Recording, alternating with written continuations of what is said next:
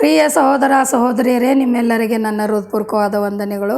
ಇವತ್ತಿನ ದಿವಸ ಕರ್ತನ ವಾಕ್ಯ ಯಾವುದಂತಂದರೆ ಮತ್ತಾಯ 8:28-34. ಅಲ್ಲಿ ಏನು ಹೇಳ್ತದಂದರೆ, ಇಬ್ಬರು ಶೈತಾನ ಪೀಡಿತಲಿಂದ ಇದ್ದಂಥ ಜನರನ್ನು ಕರ್ತನಾದ ಯೇಸು ಕ್ರಿಸ್ತನವರನ್ನು ಬಿಡುಗಡೆ ಮಾಡಿ ಸ್ವಸ್ಥಪಡಿಸುತ್ತಾರೆ. ಬಿಡುಗಡೆ ಮಾಡಿ ಸ್ವಸ್ಥಪಡಿಸಿದ ನಂತರ ಅಲ್ಲಿ ಏನಾಗ್ತದಂದರೆ, ಅವರು ಸೈತಾನ ಪೀಡಿತ ಜನರು ಇದಕ್ಕೆ ಮೊದಲು ತುಂಬ ಅಲ್ಲಿ ಆ ಸ್ಥಳದಲ್ಲಿ ಬರ್ತಕ್ಕಂಥ ಎಲ್ಲ ಜನರನ್ನು ತುಂಬ ಪೀಡಿಸ್ತಾಯಿದ್ರು, ತೊಂದರೆ ಕೊಡ್ತಾಯಿದ್ರು. ಅದೇ ಮಾರ್ಗವಾಗಿ ಕರ್ತನಾದ ಯೇಸು ಕ್ರಿಸ್ತನು ಭೂಲೋಕದಲ್ಲಿರುವಾಗ ಆತನು ಕೂಡ ಗೆದ್ರೇನ್ ಸೀಮೆ ಅಂತ ಇರುತ್ತೆ, ಅಲ್ಲಿ ಬರ್ತಾ ಇರ್ತಾರೆ. ಬರೋದನ್ನು ನೋಡಿ ಸೈತಾನ ಪೀಡಿತ ಇದ್ದಂಥ ಜನರು ಕೂಗ್ತಾರೆ, ದೇವರ ಮಗನೇ, ನಮ್ಮ ಗೊಡವೆ ನಿನಗೇಕೆ, ಇನ್ನೂ ನಿನ್ನ ಸಮಯ ಬಂದಿಲ್ಲವಲ್ಲ ಅಂಥೇಳಿ ಕೂಗ್ತಾ ಇರ್ತಾರೆ. ಅದಕ್ಕಾಗಿ ದೇವರು ಅಷ್ಟಕ್ಕೆ ಸುಮ್ಮನೆ ಆಗಿರ್ತಾನೆ. ಅಷ್ಟರಲ್ಲಿ ಆ ಸೈತಾನ ಪೀಡಿತರಾಗಿದ್ದಂಥ ಜನರಲ್ಲಿ ಮೈಯಲ್ಲಿರ್ತಕ್ಕಂಥ ಸೈತಾನ ಏನು ಮಾಡ್ತದೆ, ಬೇಡ್ಕೋತದೆ ದೇವ್ರಿಗೆ. ಏನಂತ ಅಂದರೆ, ನೋಡಿ, ನನಗೆ ಇವರಿಂದ ಬಿಡುಗಡೆ ಮಾಡಿದರೂ ಅಲ್ಲಿ ನೋಡಿ ದೂರದಲ್ಲಿ ಹಂದಿಗಳ ಗುಂಪಾಗಿದೆ, ಆ ಜುಂಡಿನಲ್ಲಿ ನಮಗೆ ಕಳಿಸಿಬಿಡು, ಇಲ್ಲಾಂದ್ರೆ ನಾವು ಎಲ್ಲಿ ಹೋಗೋದು, ಏನು ಮಾಡೋದು, ಅದಕ್ಕೆ ನಮಗೆ ದಾರಿ ತೋರಿಸು ನೀನು ಅಂತೇಳಿ ದೇವರನ್ನು ವಿನಂತಿ ಮಾಡಿಕೊಂಡಾಗ ದೇವರೇನು ಹೇಳ್ತಾನೆ, ಸರಿ, ನೀವು ಹೋಗಿ ಆ ಹಂದಿಗಳ ಜುಂಡಿನಲ್ಲಿ ಸೇರಿಕೊಳ್ಳಿ ಅಂತ ಹೇಳಿದ ಕೂಡಲೇ ಅವರ ದುಷ್ಟಾತ್ಮ, ಇಬ್ಬರು ಮನುಷ್ಯರಲ್ಲಿ ಇರ್ತಕ್ಕಂಥ ದುಷ್ಟಾತ್ಮವನ್ನು ಹೋಗಿ ಆ ಮೈಯುತ್ತಿರುವ ಹಂದಿಗಳ ಮಧ್ಯದಲ್ಲಿ ಶರೀರದಲ್ಲಿ ಹೋಗಿ ಸೇರ್ತವೆ. ಸೇರಿದ ತಕ್ಷಣ ಅವು ಸುಮ್ಮನೆ ಇರೋದಿಲ್ಲ, ಸೈತಾನಲ್ಲ ಹೇಗಿದ್ರು. ಹಾಗಾಗಿ ಅವು ಅವರ ಮೈಯಲ್ಲಿ ಸೈತಾನ ಬಂದ ಕೂಡಲೇ ಓಡಿಯಲ್ಲಿ ಸಮುದ್ರ ಇರ್ತದೆ, ಅದರಲ್ಲಿ ಹೋಗಿ ಮುಳುಗಿ ಸತ್ತು ಹೋಗುತ್ತವೆ.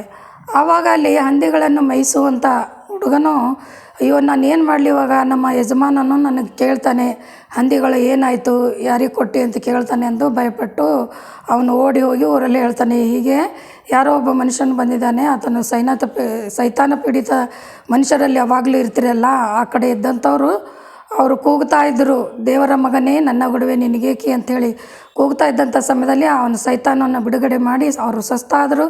ಅವರ ಶರೀರದಲ್ಲಿಕ್ಕಂಥ ಎಲ್ಲ ಸೈತಾನುಗಳು ಈ ಹಂದಿಯಲ್ಲಿ ಹೊಕ್ಕಿ ಇವು ಓಡಿ ಹೋಗಿ ಏನು ಮಾಡ್ತವೆ, ಸಮುದ್ರಲ್ಲೇ ಬಿದ್ದು ಸತ್ತು ಹೋಗಿದ್ದಾವೆ ಅಂಥೇಳಿ ತಿಳಿಸ್ತಾನೆ.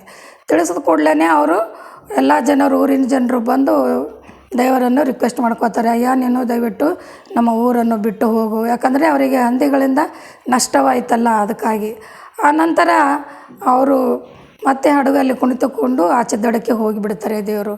ಆದರೆ ಇಲ್ಲಿ ನಮಗೇನು ಗೊತ್ತಾಗ್ತದಂದರೆ, ಸೈತಾನ ಪೀಡಿತ ಇದ್ದಂಥ ಆ ದುಷ್ಟಾತ್ಮದ ಜನರನ್ನು ಬಿಡುಗಡೆ ಮಾಡ್ತಾನೆ ದೇವರು. ಆದರೆ ಲೌಕಿಕ ರೀತಿಯಲ್ಲಿ ಆ ಹಂದಿ ಕಾಯುವ ಯಜಮಾನನಿಗೆ ನಷ್ಟವಾದ ಕಾರಣ ಅವರು ಬೇಡವೆಂದು ಹೇಳ್ತಾರೆ. ಅದೇ ರೀತಿಯಲ್ಲಿಂದ ನಮಗೆ ಸಲುವಾಗಿ ದೇವರು ಎಷ್ಟೋ ಕಷ್ಟಪಟ್ಟು ನಮ್ಮ ಪಾಪಗಳನ್ನು ಕ್ಷಮಿಸುವ ಸಲುವಾಗಿ ತನ್ನ ಪ್ರಾಣವನ್ನೇ ಕೊಟ್ಟು ಅಪಮಾನವನ್ನು ಹೊಂದಿ ನಾನಾ ಥರದ ತೊಂದರೆಗೆ ಈಡಾದರೂ ಕೂಡ ದೇವರು ಅದನ್ನು ಸಹಿಸಿಕೊಂಡಿದ್ದಾನೆ. ಯಾಕಂದರೆ ನಿಮ್ಮ ಎಲ್ಲರ ಪಾಪಗಳನ್ನು ಕ್ಷಮಿಸುವ ಸಲುವಾಗಿ. ಅದೇ ರೀತಿಯಿಂದ ಅಲ್ಲಿ ಕೂಡ ಆ ಜನರನ್ನು ಸ್ವಸ್ಥ ಮಾಡಿದರಿಂದ ಆ ಹಂದಿಗಳ ಮೈಯಲ್ಲಿ ಅದು ಸೈತಾನನ್ನು ಕಳಿಸಬೇಕಾಯಿತು. ಹೀಗೆ ನಮ್ಮ ಲೌಕಿಕ ರೀತಿಯಲ್ಲಿ ನೋಡಬೇಕಾದರೆ ಯವನಸ್ಥ ಮಕ್ಕಳು, ಗಂಡಾಗಲಿ ಹೆಣ್ಣಾಗಲಿ, ಓದಲಿಕ್ಕೆ ಕಾಲೇಜ್ ಅಂತೆ, ಡಿಗ್ರಿ ಅಂತೆ ಓದಲಿಕ್ಕೆ ಹೋಗ್ತಾ ಇರ್ತಾರೆ. ಆದರೆ ಅವರು ಹಾಸ್ಟೆಲಲ್ಲಿ ಇದ್ದುಕೊಂಡು ಮನೆಯಲ್ಲಿದ್ದರೆ ನಮ್ಮ ತಂದೆ ತಾಯಿಗಳು ನಮ್ಮನ್ನು ಕೇಳ್ತಾರೆ, ಯಾಕೆ ಬಂದೀಯಾ, ಎಷ್ಟೊತ್ತಾಯಿತು, ಎಲ್ಲಿಗೆ ಹೋಗಿದ್ದೀ, ಏನು ಮಾಡ್ತೀಯಾ ಅಂತ ನಮ್ಮನ್ನು ಕಂಟ್ರೋಲ್ ಮಾಡ್ತಾರೆ ಅಂತ ತಿಳಿದು ಹಾಸ್ಟೆಲ್ಗಳು ಉಳಿದು ತಮ್ಮ ಇಷ್ಟ ಬಂದಂತೆ ಅಲ್ಲಿ ಅಡ್ಡಾಡಿ ತನ್ನ ಜೀವನವನ್ನು ಹಾಳು ಮಾಡಿಕೊಳ್ಳುತ್ತಾರೆ. ಎಷ್ಟೋ ಮಕ್ಕಳು ಕಳೆದು ಹೋಗಿದ್ದಾರಂತೆ, ತಂದೆ ತಾಯಿ ಪ್ರಾರ್ಥನೆಗಳಿಗೆ ಬರ್ತಾ ಇದ್ದಾರೆ. ಈ ರೀತಿ ಎಲ್ಲ ಸಮಸ್ಯೆಗಳು ನಡೆಯೋದ ಕಾರಣ ಏನಂದರೆ, ಮಕ್ಕಳು ಮಾತು ಕೇಳದ ಕಾರಣ. ಅದಕ್ಕಾಗಿ ಯವನಸ್ಥ ಮಕ್ಕಳು ತಂದೆ ತಾಯಿ ಮಾತುಗಳನ್ನು ಕೇಳಿದರೆ ದೇವರು ಹೇಳ್ತಾನೆ, ಅವರಿಗೆ ಭೂಮಿ ಮೇಲೆ ಬಹು ವರ್ಷ ಬದುಕುವಿರಿ, ಹಾಗೂ ನಿಮಗೆ ದೇವರ ಆಶೀರ್ವಾದ ಸಿಗುವುದು ಅಂಥೇಳಿ. ಆ ರೀತಿಯಂದು ಯವನಸ್ಥ ಮಕ್ಕಳು ಈ ವಾಕ್ಯವನ್ನು ಕೇಳಿ ದಯವಿಟ್ಟು ಎಲ್ಲ ತಂದೆ ತಾಯಿಗಳ ಮಾತುಗಳನ್ನು ಕೇಳಿ ವಿಧೇಯರಾಗಿರಬೇಕು. ಹಾಗೂ ದೇವರ ವಾಕ್ಯವನ್ನು ಗಮನಿಸಿ ಅದನ್ನು ಓದಿ ಅದನ್ನು ತಿಳ್ಕೊಂಡು ಒಳ್ಳೆಯ ಮಾರ್ಗದಲ್ಲಿ ನಡೀತೀರಿ ಅನ್ನೋ ಒಂದು ವಿಶ್ವಾಸ. ಅದಕ್ಕಾಗಿ ಈ ದಿವಸನ ಈ ವಾಕ್ಯವನ್ನು ಕೇಳಿದಂತೆ ಎಲ್ಲ ತಂದೆ ತಾಯಿಗಳು ತನ್ನ ಮಕ್ಕಳನ್ನು ಒಳ್ಳೆಯ ಮಾರ್ಗದಲ್ಲಿ ನಡೆಸಿ, ಹಾಗೂ ಮಕ್ಕಳು ಕೂಡ ತಂದೆ ತಾಯಿ ಮಾತು ಕೇಳಿ ಒಳ್ಳೆಯ ಮಾರ್ಗದಲ್ಲಿ ನಡೀತೀರಿ ಅನ್ನೋ ವಿಶ್ವಾಸದಿಂದ ನಿಮ್ಮಲ್ಲಿ ಬೇಡಿಕೊಳ್ಳುತ್ತೇನೆ. ಪ್ರಾರ್ಥನೆ ಮಾಡೋಣ. ಪ್ರೀತಿಯಲ್ಲಿ ಐಶ್ವರ್ಯ ತಂದೆ, ನಾಮಕ್ಕೆ ಕೋಟಿ ಕೋಟಿ ಸ್ತೋತ್ರ ಸ್ವಾಮಿ. ಈ ಸಮಯದಲ್ಲಿ ಕರ್ತನೆ, ಈ ಒಂದು ವಾಕ್ಯಗಳ ಮೂಲಕವಾಗಿ ನಮಗೆ ಅದರಿಂದ ಒಂದು ಬುದ್ಧಿಪಾಠವನ್ನು ಕಲಿತು ಮಕ್ಕಳು ತಂದೆ ತಾಯಿಗಳು ಹೊಂದಿಕೊಂಡು ಹೋಗುವಂತೆ ನಿನ್ನ ಆಶೀರ್ವಾದವನ್ನು ನೀಡು. ಎಲ್ಲ ಸಮಯಗಳಲ್ಲಿ ನೀನು ನಮ್ಮ ಜೊತೆ ಇದ್ದು ಸಹಾಯ ಮಾಡೋ ದೇವರೇ, ನಿನಗೆ ಸ್ತೋತ್ರ. ಯೇಸುವಿನ ನಾಮದಲ್ಲಿ ಬೇಡಿ ಹೊಂದಿದ್ದೇನೆ ತಂದೆ, ಆಮೆನ್.